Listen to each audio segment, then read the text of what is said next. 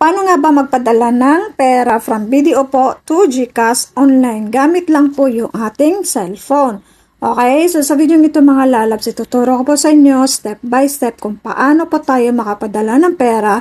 Okay, so mag-login lang po tayo sa ating video online apps, no? Kagaya nito, mag-login lang po tayo. And pwede natin gamitin yung pag-login yung ating fingerprint or kaya yung pin number natin. Okay, so dito. Okay, so pagka-login nyo po, makikita nyo po agad yung balance niyo na available balance, makikita nyo agad yan. So, ang una natin gagawin, hanapin natin yung send money dito sa baba. Ayan, kagaya po nyan. Okay, so send money tayo. Pag-click po natin yan.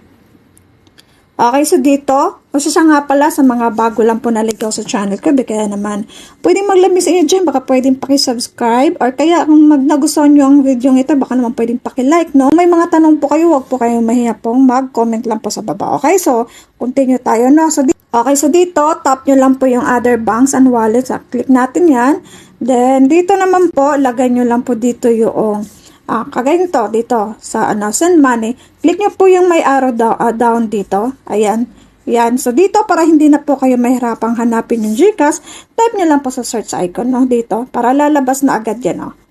Okay, so dito, lalabas na to, so click nyo lang po yan, pagkatapos po, kagaya nyan. Okay, so lagay natin, okay, dito, ang kasunod naman po yung account number. Account number po ay yung GCash number na ilalagay natin. Make sure po na hindi po magkamali yung number para hindi po maligaw yung ating pera, no? So, dito yung account name naman, yung GCash na, name ng pagsisenda ninyo, okay? Okay, so dito ang minimum po na pwede masend po ay 100, then hanggang 50,000. Ayan, sa InstaPay po yan, ha? Okay, so pagkatapos po, halimbawa po ay 100, ayan, send lang po natin, no? Ayan, so ganun lang po siya kadali, no? Then dito, ayan. Okay, so pwede na natin siya send. Then pagkatapos po, review nyo muna, meron po palang service fee po na 100, 10 pesos lang po siya, no? Halimbawa, nagpadala ka ng 100, may magiging 110 na siya.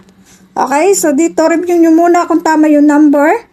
Para hindi po maligaw, then confirm na natin. So, bago natin i-confirm, review mo muna, no? So, pagka-confirm, ito po yun, mag-login muna kayo, o ulit, no? Maglalagay ng fingerprint, or kaya po ay PIN number ulit.